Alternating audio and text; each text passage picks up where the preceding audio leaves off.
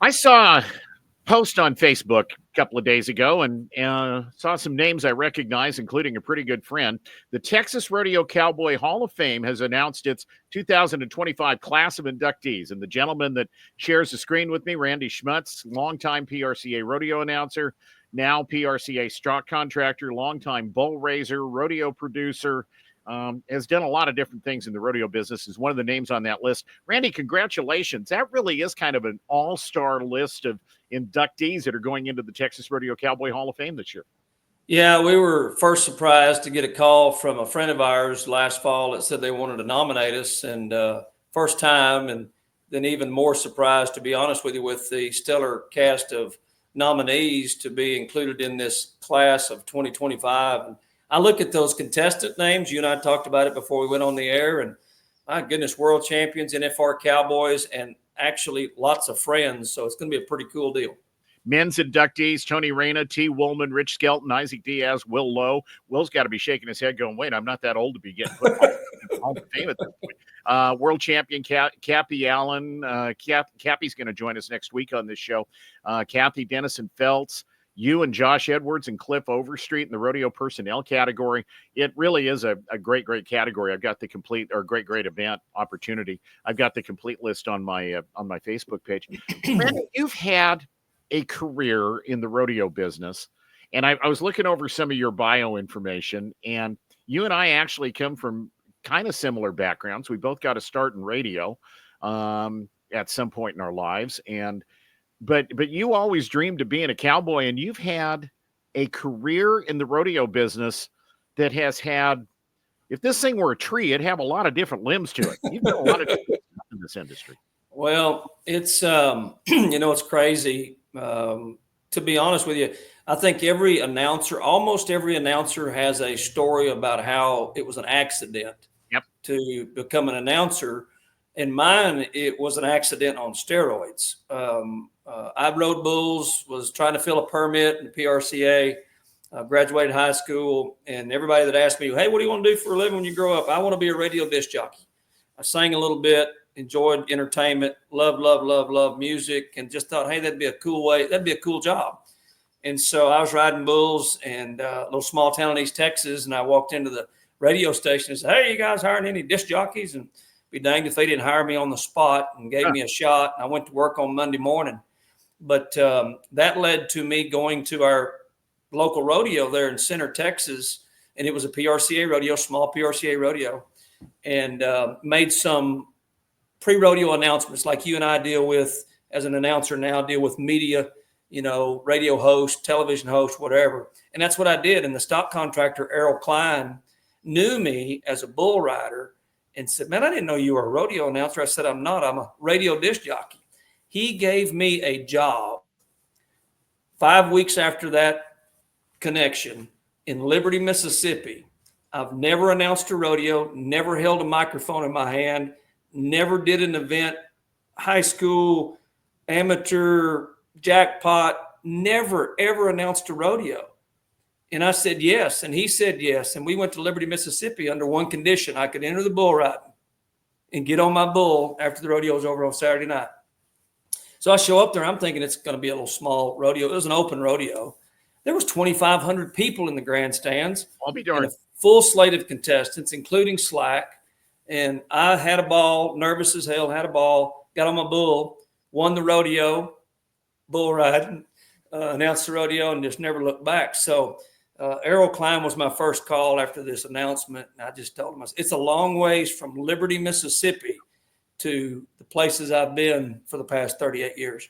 Those places include nominated as the PRCA's Announcer of the Year, 4 different circuit finals rodeos, alternate to the NFR in 1995, college national finals 8 times, produced the openings at the NFR a couple of years, the 2017 Pro Rodeo Hall of Fame Master of Ceremonies, announced a national high school finals rodeo, the Indian National Finals Rodeo, a bunch of years behind the microphone at the PBR. You've seen a lot of country, Randy. When we were doing the nomination process, Amber, my wife, she did a little deal for me about 5 or 6 years ago. I had said that, it would be cool if we had a road map of the United States on the wall and a little push pin in each one of the places I've been to. And so she secretly started that endeavor about 5 or 6 years ago and got it completed. And it's really crazy. She went to my wife, Amber, she's very meticulous at everything she does. She went to the trouble of creating a banner and the name of the town on this pin. And it was crazy to see the number of places we've been able to go and been fortunate to go. And we've kind of pretty much got an estimate of over 100 different rodeos in 30 different states. And that doesn't count the PBR stuff that I did for almost 15 years. Yeah. Today, the general manager of the Silver Creek Rodeo Company, a business that you started, Josh Walling, purchased the company last year. And you've spent, it hasn't just been a recent thing for you in the raising of rodeo livestock. You got to raising bucking bulls back in the 1990s, right? Late 90s, early 2000s, when the PBR acquired the Rodeo Stock Registry from Bob Tallman and started the American Bucking Bull Incorporated. I kind of like the fact that we can kind of brag a little bit that Amber and I were the 26th members of the Rodeo Stock Registry and started raising bulls alongside Bob Tallman and a handful of other guys. And then when that gelled into the ABBI, we started raising bulls in the early 2000s, and we bought 55 head of cows from Don Kish, one of the most prolific bucking bull raisers on the planet. We bought a genetic gene pool and was very successful for, almost 20 years, 15 years. Sent several bulls to the PBR finals, sold those and sent some to the NFR. And I'll tell you a quick story. We raised a bull on our place that was sired by a Kish bull, but out of a cow that we raised. And that bull was Redchester, and he went to the PBR World Finals and was selected. And I was announcing, so I was in a sport coat and tie announcing the PBR Finals. Walked off the announcer stand, went and flanked the bull. Unfortunately, I bucked off Adriano Moraes, a really good friend of mine. But it was pretty cool. The bull deal really propelled us into some other areas, and it began our kind of production career. Amber and I started producing events too, way back as early as 2000. Let me ask you about the PBR in particular, because it seems to me that you got a chance to see, Randy, the evolution of the PBR. You were one of the voices of the professional bull riders in the early days of the PBR. And we all know how many different directions that thing has become through the years, but you got a chance to see the evolution of it. You got a chance to see you mentioned Adriano Moraes, I think I'm right in saying this, catch me if I'm wrong, the influx of all those Brazilians that helped to lay the foundation for that international field of the PBR. But you got a chance to see it from maybe not from the very beginning, but from some of its earlier stages. Actually, it was from the very beginning. I was fortunate to have been a little small piece of the puzzle in 1993 at the Tough Hedeman Championship Challenge in the old Cowtown Coliseum. I was actually not announcing the event. I was on the floor and doing videos for none other than Rodeo Videos Incorporated, Reed Flake and his family. And that following spring, when they really kind of launched in 1994, I did probably 2 or 3 of the original Bud Light Cups. And actually, I'll tell you funny, I was invited that fall to announce the PBR World Finals the first year in 1994, but my announcing PRCA rodeos was a conflict. I had a rodeo in Seguin, Texas, and Tough Hedeman said, you can get out of that rodeo contract. And I said, well, I'll ask, but I probably can't. And I didn't get to go. But I was very fortunate to I call it the golden years, those original 20 guys, and that evolution from the Bud Light Cup to the Built Ford Tough. I was transitioning in that time and probably doing anywhere from 10 to 12 PBR events and probably 18 to 20 pro rodeos. And then it kind of got 50-50, but it worked well with our bucking bull raising program. And it took us to a lot of places. Probably my most memorable was getting to announce an event in Madison Square Garden. Yeah. Which, by the way, they just sold out all 3 performances. Good for them. It's become, I've done several Velocity Tour events. I've never done one of the big events, one of the Unleash the Beast events, but Those things are a different animal. The production behind them, and there's a real difference between announcing a rodeo and announcing a professional bull riders event. There is, in that heyday, I like to talk about the fact that I was involved when Randy Bernard was there, and just that thing was just unbelievable how it took off. And I worked with Randy closely, and then Tommy Joe Lucia was a part of the production team that really revolutionized kind of what you see today with all the lighting, the pyro, the openings and stuff. We did some unbelievable opening ceremonies during the World Finals, and then Clayton Cullen came along there too. And so I got to work with several very top-notch individuals who are now just as affluent in the industry as anybody. But it was really a cool deal. And about 4 years in, we all realized that the PBR was going to be a big deal, and they are a big deal. So it was a lot of fun. I want to tell you about a conversation I had with a fellow this weekend. I went to an event in Oregon, and there was a young man there who I met after the Saturday night performance. We were having an adult beverage, and was introduced to him. And he's an auctioneer, and he's always wanted to announce rodeos. How do you start? How do you answer that question? I told him, go find some smaller events. I started doing a bunch of high school rodeos. You started at that event that Errol Klein gave you. I don't know that there's a way to start other than just dive into it with both feet and get real wet and see if you're any good or not. That's the exact answer. I mean, it's kind of that thing that you just got to go grab a mic. And I don't know about you, but I still today, when I turn that switch on just before the spotlight hits you, I'm still nervous about what we're doing. Am I going to get this right? What's my first line out of my mouth? How am I going to say this or say that or whatever? So, but I think it's just pretty normal. Here's the deal. You've either got it or you don't. And then if you got it, you sharpen it. And so I think that's really the only pat answer. There's really, there's some seminars, there's some schools. I'll tell you a quick story. I was 2-3 years in, and I went to a school conducted by the great Zook Dove, who announced the NFR in 1988. And in the spring of 1989, I went to his school, and he sharpened some things.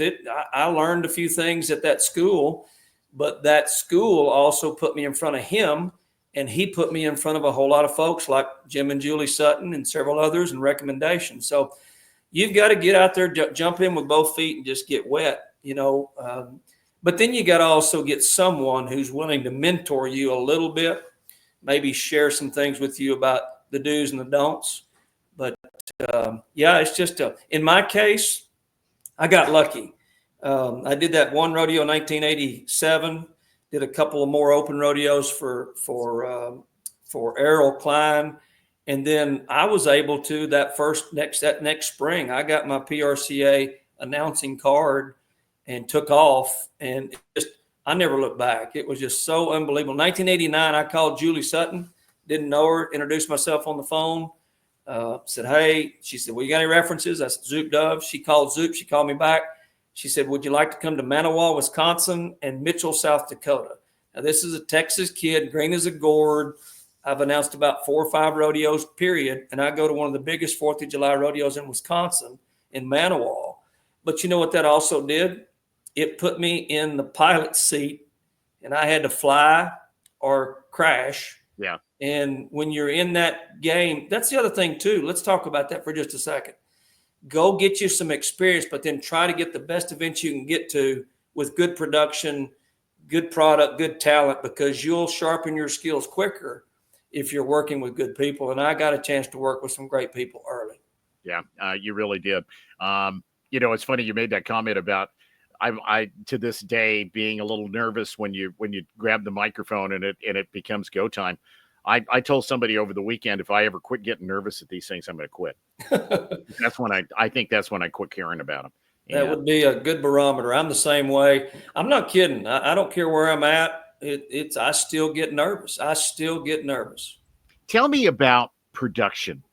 And I know that's kind of a broad way to start, but among the things that you've accomplished when you were involved with, for example, United Bucking Bulls, you helped to put together a competition format, created rules with the Silver Creek Rodeo Company. You have worked really closely, not just with your rodeo committees to provide livestock, but to help to improve the production of their events. You were involved in the production of the opening ceremonies at the National Finals Rodeo, which are a major deal. Rodeos have, in my humble opinion, improved what it's not just, hi everybody, welcome, here's a national anthem, let's buck some horses anymore. These things really are a show. More and more people who produce the events that you and I get to go to, either you as with the livestock, or me as an announcer, or you as an announcer as well, recognize that we're competing for people's entertainment dollars at this point, and we have to produce these things right. Talk about that a little bit. Well, the key word is produce. When I had several questions. People call, hey, how come why in the world are you going to become a stock contractor? And I said, well, in reality, I'm really not wanting to be a stock contractor, although we're going to have livestock and provide horses, bulls, cattle, and so forth. I want to be a rodeo producer. I was talking to one of my rodeo producer friends yesterday. 25 years ago, most of those guys that we call stock contractors referred to themselves as rodeo producers. Yeah. And for some reason, they got a little bit away from that. But for me, to be honest with you, my announcing days, man, it was about production. It was about me giving an idea to a contractor or a committee person. Hey, how about we do this? Or can we flip that and maybe put the act after the saddle bronc riding right before we go into that first timed event of tie down? To me, the production part of what we do, and even more so today because we're on television, is we have to polish, shine, and present as best we can. And the production side of it is something that's just amazed me. In fact, I enjoy announcing rodeos. Even today, I still do a few rodeos. But I love producing an event from start to finish. From 30 minutes prior to the rodeo, when you're supposed to be setting the tone, the feeling, the atmosphere, the culture of that rodeo starts 30 minutes before. You and I work together at Livingston, Montana. We set that up to where 7 minutes out, we say a little hello, we tease them. It's like a movie. You've got to be able to produce from start to finish. And Jim and Julie Sutton gave me a platform in Rapid City, South Dakota during the Black Hills Stock Show and Rodeo for 15 years. It was lights out, spotlights, campfires, Indian dances, chuck wagons. I could go on and on and on. And it just created a bug in me about production. And that led to the NFR openings. Jim and Julie Sutton were selected as the openings provider back in 1995 and 96. That's when we were doing what I call real openings at the NFR and skid openings. And I literally had the good fortune of writing the scripts, conducting the in and out of each gate and who was doing what. And we did 20 different openings. And I worked closely with Sean Davis in that effort. And we found those scripts in a file, my wife did, last fall. And we've got 20 scripts of what Bob Tallman, Boyd Polham,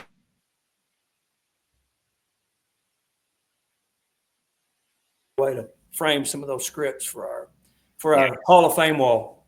Yeah, those are the things you want to keep forever right there. It has been, the one thing that I've learned, and you mentioned the rodeo in Livingston, Montana, which I've announced for, I think this is my 25th year coming up in Livingston. It doesn't seem like it's been that long. It's been such a great time. Started yesterday. Yeah, it really does. The older I get, the faster the years go, but that's a whole nother show. But just placing everything and putting those little things in the right spot and keeping your eye on the audience and keeping your focus on the crowd and what they're responding to and making these things quick and snappy and all that. It's such a benefit to our industry. Every time we do a better job producing a rodeo than we did before, it's good for the entire industry, I think. Well, that's the number one thing. It's trying to outdo yourself the following year, coming up with something that's maybe a little bit different and so forth. And to be honest with you, with Silver Creek Rodeo Company, we've had a real a ball. We've had a lot of fun, and we've taken committees and we've helped them and we've educated them on Where they say, well, we just kind of trot a flag in there and we'll say the prayer and the national anthem. And then Joe's going to come out and do a welcome right after that. And then right before we buck the first horse, we're going to present a saddle to so-and-so and so-and-so. And I said, well, how about we try to do this, this, and this? Yeah. And let's save that saddle presentation when we let them breathe right after the bareback riding. And so you're juggling all these components and all these elements, production elements. And we've had a number of committees who have really said thank you for helping polish up what we're doing. And you know where that comes from? It comes from being a part of some high-level productions. The PBR, unbelievable openings all the time, timing, presentation, so forth. The American, man, I got to be involved with some phenomenal people in those platforms. And my wife, she gets a little frustrated with me sometimes because I want it perfect. But at the same time, if we can strive to be perfect and don't hit the mark, we're still making the mark. Yeah. You know, it's interesting. I wanted to go back. I want to ask you about your family heritage for just a minute, Randy, but I wanted to go back and just follow up on a comment you made about when you're talking about Jim and Julie Sutton and their impact. I personally believe the Sutton family does not get near enough credit for some of the things that they have done and they've accomplished and they brought into this sport, whether it's the openings at the NFR for those couple of years, whether it's the Wrangler bullfights that Jim Sutton helped. Jim Sutton has had a pretty visionary eye on this industry for a lot of years, I believe. And I don't know that they've ever gotten enough credit for it. And don't forget Flint's Outside the Barrel. That started in Rapid City. I was there. I was the Ed McMahon for I was the Kurt Blake for Flint Rasmussen at the first ever Outside the Barrel in Rapid City. So to put things in perspective, Errol Klein is the one who shoved the boat off the shore and didn't give me a paddle. Yeah. And then Jim and Julie Sutton were the ones who threw me a paddle and then taught me how to row the boat. You think about it for a second. Errol gave me that job. I worked for him for a little while. He knew I was going to end up leaving, and I went north and northwest and had a phenomenal career. But in 1989, when I called Julie Sutton and she gave me those first 2 rodeos in 1989, those turned into 4 rodeos in 1990 and an invitation to do their Badlands Circuit finals. Jim and Julie put me in a position to go to the National High School finals as the youngest ever announcer, and they were instrumental in getting me a shot at Pocatello. And then it was the openings at the NFR.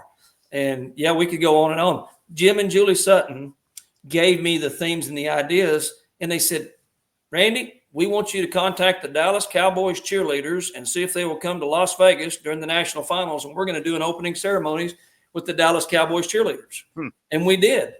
And so to your point, yes, idea after idea after idea. Jim Sutton never quit thinking. And because of that, our industry is so much better off because of it, because of Jim and Julie.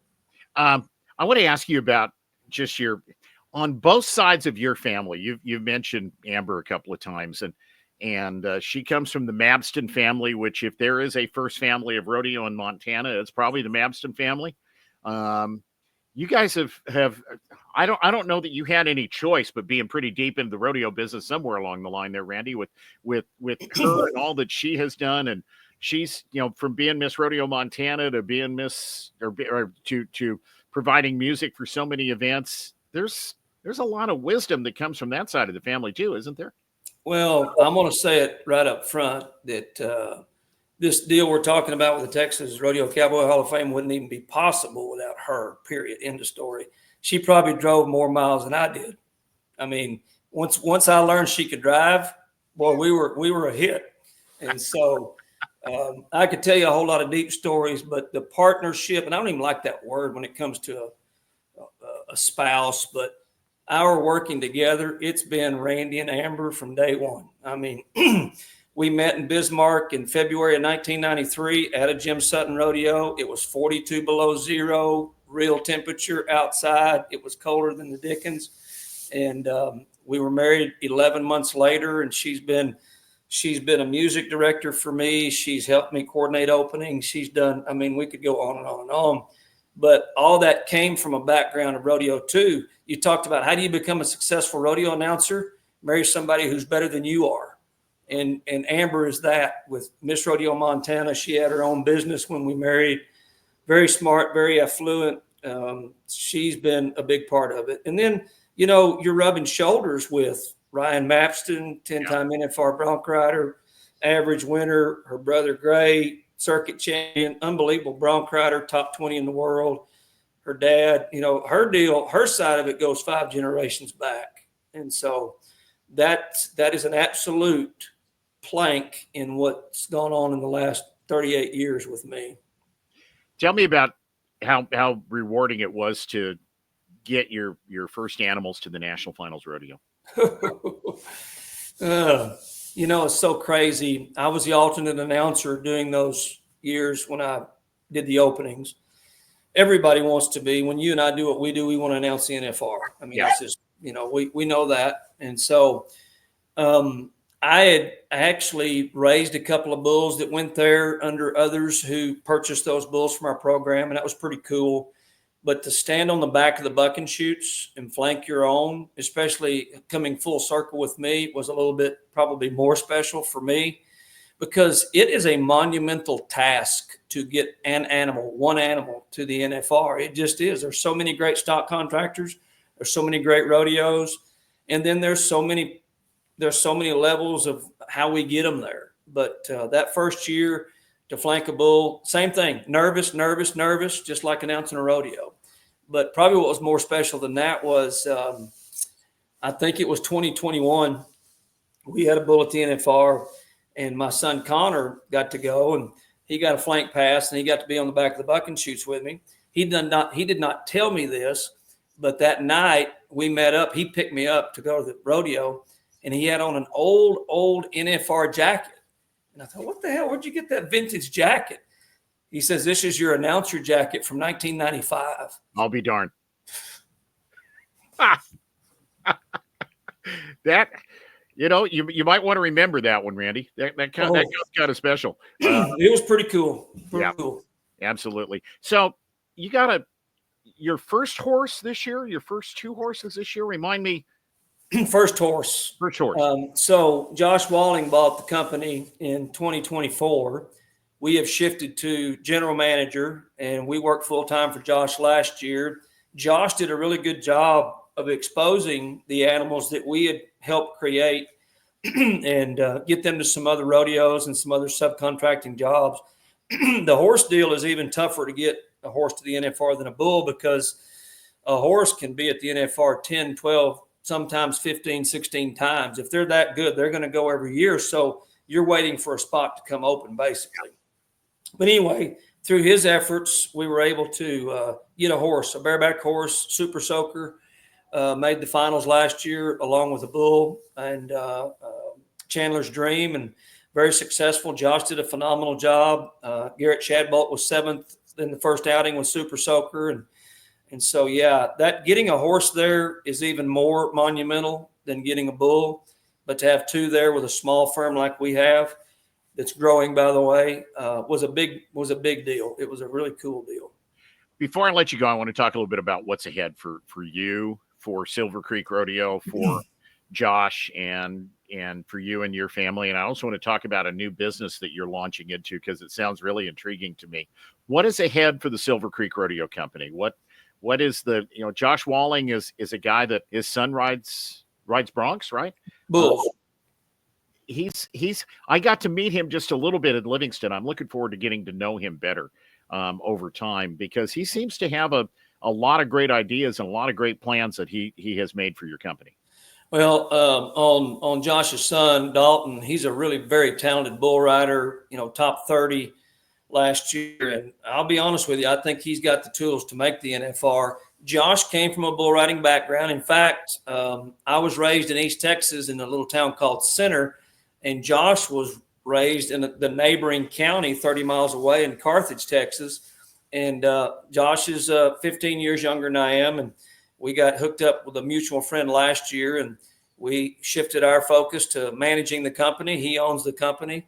And Josh has a really good bull riding background, knows bulls, and has just done a phenomenal job with the horses. In fact, he's added probably almost 25 new horses in the last 6 months to the inventory. his objective is to have a half a dozen animals at the NFR each year. And I think we're capable of doing that. Livingston, Montana, a great jewel in our crown of rodeos, has really propelled us and put us in the spotlight. In 2025, we looks like we're maybe going to get a couple of new rodeos. Josh created a rodeo in Dover, Ohio that was very successful last year. So he's moving, shaking, and spending some money and spending some time on creating a bigger, better platform. I think Silver Creek has got the ability to do anything they want to do. So on the rodeo side, that's kind of where we're headed. We've got 3 events at the World's Toughest with Rory Limble. We're taking horses and bulls to 3 events this year. Going to do some subcontracting with High-Low Pro Rodeo this spring. And then we start our produced schedule in Dover, Ohio in May. Got it. Are you ready for Steve's dumb question of the interview? We're half an hour into it. It normally doesn't take me that long to get to this. One other quick point, too. You said kind of some future things. With the rodeo company changing ownership and our being general manager, we were able to, through Josh, to retain our bucking horse breeding program. So Amber and I are full-time bucking horse breeders. We've got a phenomenal stud that we purchased from Dave Moorhead and Three Hills Rodeo Company 3 years ago. We've got 3 colt crops on the ground by him. He's an own son of Harry, which came from Harry Vold, goes back to the great Custer on the top side. And this stud is out of a producing mare, came from Kessler from Canada. And she is the dam to 6 NFR bucking horses. So our stud is a sibling to 6 NFR horses. We're running about 20 mares. Some of those originally came from the rodeo company. Some were created with the rodeo company. We're 4 generations deep on bucking horse genetics here at the ranch. In fact, we just bucked 14 2- and 3-year-olds the other day with a dummy. Very, very impressed, very happy. So we're doing that too. So we're doing our own breeding with the bucking horses. So that kind of feeds into what I was going to ask you about, which is, it's interesting. I know my family in the barrel racing business, a colt hits the ground and you don't know what you've got for 3, 4, 5 years sometimes before, and you got a lot invested in them in the meantime. There is a real, I don't know if people who are not active in the rodeo business fully understand. I don't know, to be honest, because I don't raise bulls and bucking horses, Randy, that I totally understand. There's a difference, though, between raising bulls and raising horses. The longevity, the lifespan of the horses is a lot longer. There are opportunities now to get them both bucked younger under dummies. They start bucking bulls as yearlings and 2-year-olds now under dummies, right? But it's interesting because building a bull program is not the same as building a horse program, I guess, to put this in the form of a question. Am I right in saying that? Absolutely. It is. And so you said it, and we were fortunate to be successful in raising bulls. And this horse thing, it's twice as hard, 4 times as hard. It's only because the matings and the genetics and you're trying to do everything just like it's similar. It's a performance horse. It's similar to breeding for a barrel horse. Now we've got these rope horse futurities and the tie down roping in the breakaway and the team roping. You're trying to pair genetics that have created already genetics that buck. And so, but in the horse deal, some guys buck their horses really early. We try to wait until they're 2, a little stronger, sometimes even 3 with that electronic dummy to where we can get a look at them. And you're looking for kick and some intensity and some buck and some things like that. As long as they don't run to the other end of the arena all flat-footed and never kick over the fence, and we're in trouble then. But my point is, then it's another turn them out for a year. Then it's maybe bring them back and buck them 1 time. Maybe you buck them twice when they're 4-year-olds. And it's not really until they're a 5-year-old that you're really getting a real good caption of what they're capable of. And in fact, I don't think they're really mature until they're 6. And so, but when you can take a producing stud that's got great genetics, and that's the thing, we're DNA verifying these sires and dams to these horses. So we're proving that, yes, this bucking horse is sired by this stud and out of this dam. and it's unbelievable. I've talked to some bucking horse riders. Skeeter Thurston, we got to spend 3 days with Skeeter and Linda Thurston up in Canada this past fall. And we were talking, and it's the same old thing. Wow, them horses, they're a lot ranker now. No, they had rank horses when Skeeter Thurston was going to the NFR, but they have a lot more rank horses today than they did 25 years ago. Yeah. No, I've had so many different people tell me that same thing. Yeah. That, the Donnie Gay, he always says the great bulls back when he was going would still be the great bulls today. There's just a heck of a lot more of them now. Yeah, and go back to Amber too. We wouldn't be doing what we're doing with the bucking horses today if she weren't 100% behind it. So I married a bronc rider's sister and an all-around champion's daughter, and she's just as immersed in the bucking horse deal as I am. She keeps all the records. We go out in the pasture, and I say, okay, that's horse 9-10. What is? Oh, that's my J11 Peach Fuzz out of 203 Interstate Daydream. So it's a collaboration, and it wouldn't be near as fun if she wasn't supporting it. Heck, the other day we were going to take these horses to Arkansas to a friend's house, Thomas Mitchell, and buck them because they had a bunch of guys going to be there and going to help. And she had something scheduled. She was going to go somewhere else. She said, "Well, no, I've got to go watch these horses buck. I'm not going to Fort Worth. I'm going to Arkansas." Huh. So it's been it's cool to be supported by the one who's helping you pay the bills. Yeah. Let me ask you about this new business idea you were, I guess, more than just an idea. It's happening. Among all the other things that you've done, you're raising and selling, and I think coming up with some creative ideas for the marketing of hay, which is very important, obviously, to all of us in the livestock business. Tell me about that. Well, we actually have our own trucking company, and we got into the trucking business 13 years ago simply because when we were raising bulls at the time, we were in a drought and we were having to have hay shipped in from all over the country to Stephenville. And so we got into the trucking business. That's turned into a freight trucking business. We have flatbeds and step decks, and we haul all over the country. But we've still been peddling, if you will, hay from time to time. We buy it for our own consumption, but we then sell some of it to some of our friends and neighbors. Well, the last 2 years, it's turned into more of a not just peddling. We've been actually selling lots of alfalfa hay. And so in 2024, we probably moved 30 to 40 loads, semi-loads of hay from Wyoming, Utah, Nebraska, South Dakota, Arizona, and New Mexico. And so we just decided we're going to hang out another shingle. We opened up the American Hay Sales located here in Stephenville, and we're going to sell hay locally here now too. And also we're going to sell, we actually deliver nationwide. We've delivered hay from our sources to Oklahoma, Kansas, Missouri. And so we can take care of anybody and everybody. And we've come up with a little idea called a hay pod.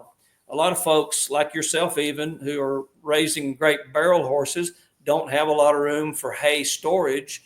And so we've come up with the idea. We've got the 26-foot semi-truck trailer vans. They're single axle vans. They're 26 foot long, so they're not real intrusive.